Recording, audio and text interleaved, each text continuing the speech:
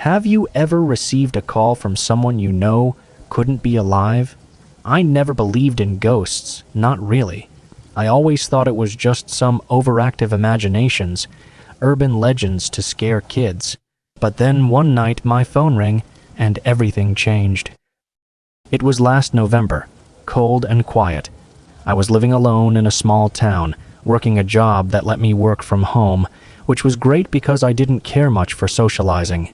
The town itself was ordinary enough, a place where people kept to themselves, but there was something about the quiet that felt heavier when the sun went down. I had just gotten comfortable in my new place after a long day of work, wrapped in a blanket on the couch, watching some rerun on TV. It was almost midnight, and I was thinking about heading to bed. That's when my phone rang. I remember glancing at the screen, expecting some spam call or maybe a wrong number, but when I saw the name, my heart stopped for a second. It was my friend David. The thing is, David had been dead for 6 months. He'd died in a car accident last spring, and I'd been at his funeral. I stood there, staring at my phone, feeling my skin prickle, my heart racing. I didn't answer. How could I? I figured it was just a glitch. Maybe someone else had his number, or my phone was malfunctioning. But then it rang again, and this time I couldn't ignore it. Against all better judgment, I answered. Hello? Hello? For a few seconds, there was nothing but static. My hand was shaking as I pressed the phone closer to my ear, trying to make sense of what I was hearing. Then, through the crackling noise, I heard a voice, faint and distant but unmistakable. "Hey, it's me!" I froze. It was David. His voice sounded exactly like I remembered, casual, calm, like he hadn't been gone for half a year. But it was wrong. He was dead, I knew that, yet here he was, speaking to me like nothing had happened. "David?" I whispered, my voice barely working. This isn't possible." There was a pause, more static. Then he spoke again. "I need your help."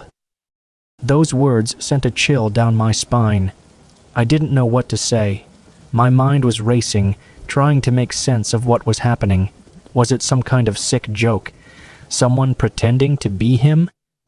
"What are you talking about?" I managed to stammer. "David, you're gone." He didn't respond right away. There was a long stretch of static, and I was about to hang up when he spoke again, this time sounding more urgent. "I don't have much time. Please, come to the place where we used to meet." My heart was pounding in my chest. I knew the place he was talking about. When we were younger, Dave and I used to hang out at an old park just outside of town. It was a place no one really went to anymore, overgrown and abandoned. We'd go there late at night, sit on the swings, and talk about life, plans, everything. It was our spot. But why would he be asking me to go there now? How could he? "David, what's going on? This doesn't make any sense." Another crackle of static, and then the line went dead. I stared at the phone, still clutching it to my ear, as if expecting him to come back. My body was trembling. I wanted to believe it was some kind of sick prank, but deep down, I knew better. That was his voice. I hadn't heard it in months, but I would never forget it. And there was something in the way he spoke that made my skin crawl. He wasn't just calling to chat. He needed something, and the urgency in his voice made it clear it wasn't something I could ignore. For a while, I sat there, debating whether or not to do anything. Common sense told me to stay put, to brush it off as some strange coincidence or a glitch, but something about that call, it tugged at me. Against every rational thought, I grabbed my jacket and keys and headed out the door. The drive to the park was eerie. The roads were empty, the trees on either side of the highway casting long shadows under the pale moonlight. The further I drove, the more isolated I felt. It was as if the world around me was getting quieter, darker. By the time I reached the park, I was on edge. I parked my car just outside the entrance. the familiar wooden sign half rotted and covered in moss. The place looked even more abandoned than I remembered, the swings creaking in the wind, the old picnic tables worn and splintered. I felt a deep sense of unease as I stepped out of the car, the cold night air biting at my skin. For a moment, I stood there, wondering if I'd lost my mind. Maybe I had dreamed the call, or maybe grief was messing with my head. But as I stood there, the wind carrying a faint whisper through the trees, I heard it again. "Come closer." It was his voice, low but clear enough that I knew it wasn't just the wind. My heart was hammering in my chest, but I couldn't ignore it. I followed the path toward the swings, the sound of my footsteps muffled by the overgrown grass. The whole park felt wrong, like it was holding its breath, waiting for something. When I reached the swings, I stopped. The swings swayed gently in the breeze, their chains creaking softly. And then I saw it. A figure, sitting on the swing, head down, the faint outline of a man in the dark. "David?" I called out, my voice shaking. The figure didn't move at first, but after a moment, it lifted its head. My breath caught in my throat as I stared at him. It was David, but something was off. His skin was pale, too pale, and his eyes were dark, almost black, like the light had been drained from them. He looked at me, his expression blank, his lips barely moving as he spoke. "I need you to help me." I took a step back, my heart racing. This wasn't real. It couldn't be. "What? What do you need?" I asked, my voice barely a whisper. He stood up slowly, the swing creaking as he did. There was something wrong with the way he moved, stiff and unnatural, like he hadn't walked in a long time. He stepped closer, his dark eyes fixed on me. "They won't let me go," he said, his voice low and distant. "I'm stuck. You have to help me." I didn't understand. None of this made any sense. I wanted to run, to get away from whatever this was, but my feet were rooted to the ground. "Who won't let you go?" I asked, my voice trembling. He didn't answer. Instead, he reached out, his cold fingers brushing against my arm. I flinched at the touch, my skin crawling as a wave of cold washed over me. "You need to come with me," he said. "It's the only way." I shook my head, taking another step back. No, David, this isn't right. You're not supposed to be here." He stared at me, his dark eyes narrowing slightly.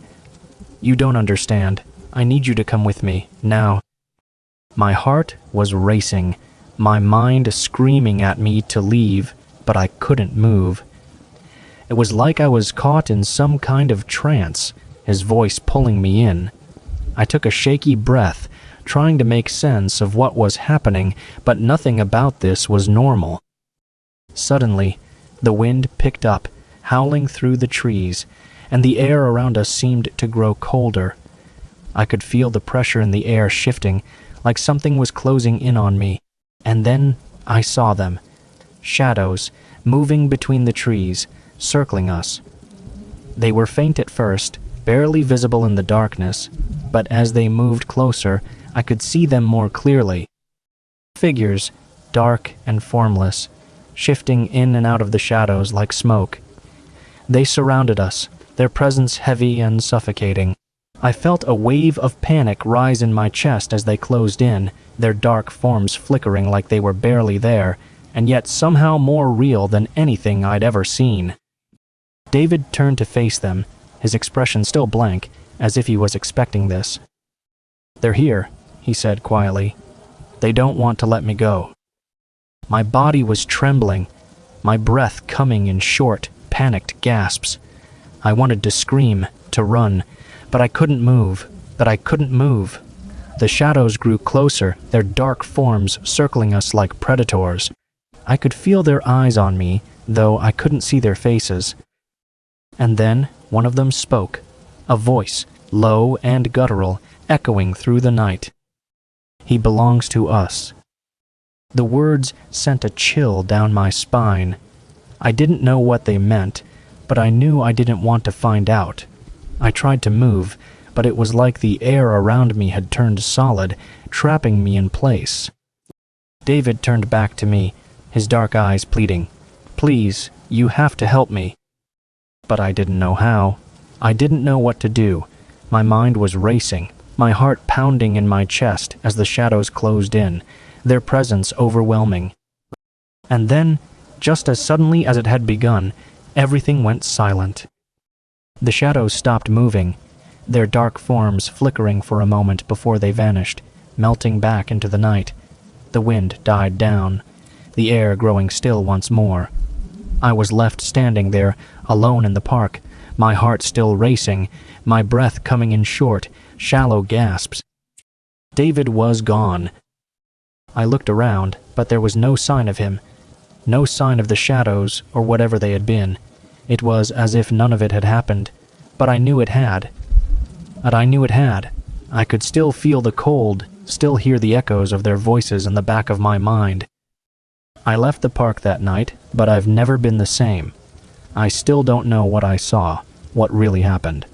But every night, when the wind picks up and the shadows grow long, I can still hear David's voice. "I need your help." And I know, deep down, that one day, he'll come back for me.